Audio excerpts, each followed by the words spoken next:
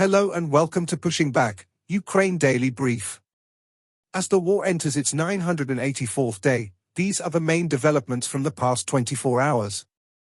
The update from the General Staff of the Armed Forces of Ukraine. Russia has lost approximately 701,650 troops in Ukraine since the beginning of the war. The number, which has not been independently verified, includes 1,260 casualties over the past day.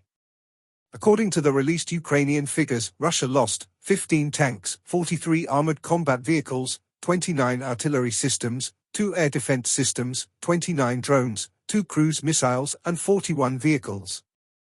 Australia will provide 14 rigid-hull boats for Ukraine to bolster Ukraine's maritime and coastal defense. The package has a value of $14 million. These sea boats will provide a rapid and highly maneuverable maritime capability for Ukraine. Lithuania handed over an aid package to Ukraine within the demining coalition, 230 pickup trucks and 240 metal detectors. The vehicles will be used for humanitarian demining and will increase the mobility of demining teams. The Russians launched 226 combat clashes and carried out 11 airstrikes, including 28 anti-aircraft missiles on the territory of Ukraine.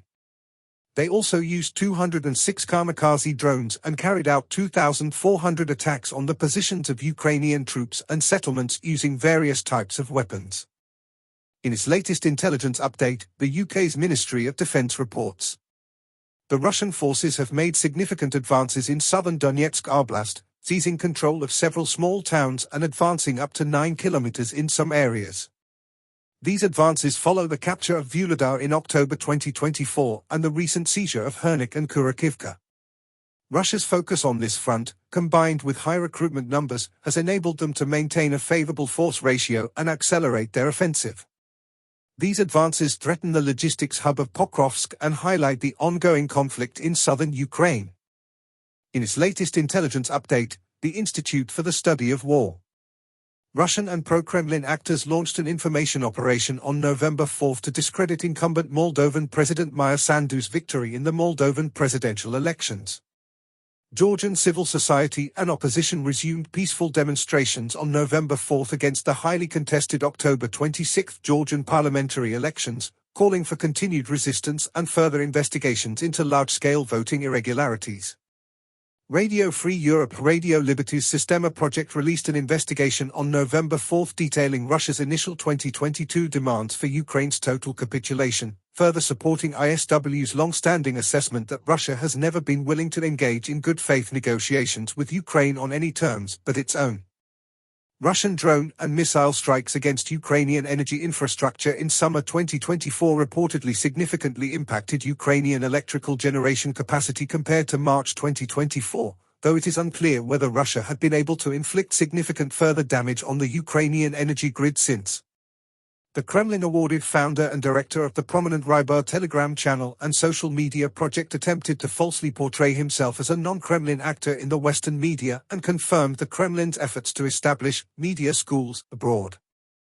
Russian authorities arrested Rosgvardia's deputy head of logistics Major General Mirza Murziv for bribery on November 3.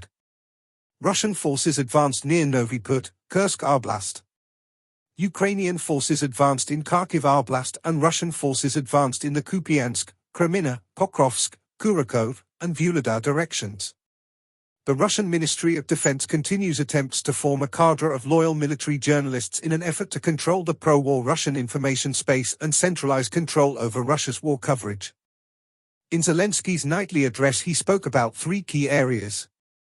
Firstly, Ukrainian defense updates. Ukraine's military command provided briefings on the current combat situation, especially in Donetsk and southern Ukraine. Key topics included the significance of the Kursk operation in securing the border and freeing Ukrainian captives, along with a report on 11,000 North Korean troops stationed in Russia's Kursk region. Ukraine called for a stronger international response to these developments. Secondly, enhancing Ukraine's defense capabilities. Ukraine held discussions on expanding air defense as Russia increases drone and aerial bomb attacks. Plans include developing mobile fire groups, drone countermeasures, and boosting domestic production of weapons. Ukrainian manufacturers are being engaged for long-term contracts to expand missile and drone production, with immediate actions taken by the Defense Ministry. Lastly, diplomatic engagements and regional alliances. President Zelensky held talks with Moldovan President Maya Sandu, reinforcing support for Moldova's European integration. He also spoke with Canadian PM Justin Trudeau, expressing gratitude for Canada's backing of Ukraine's victory plan, and met with German Foreign Minister Annalena Baerbock in Kiev, discussing intensified pressure on Russia. Thanks for following today's updates. Please don't forget to like and subscribe for more content. We'll return tomorrow with the latest news on the ongoing conflict.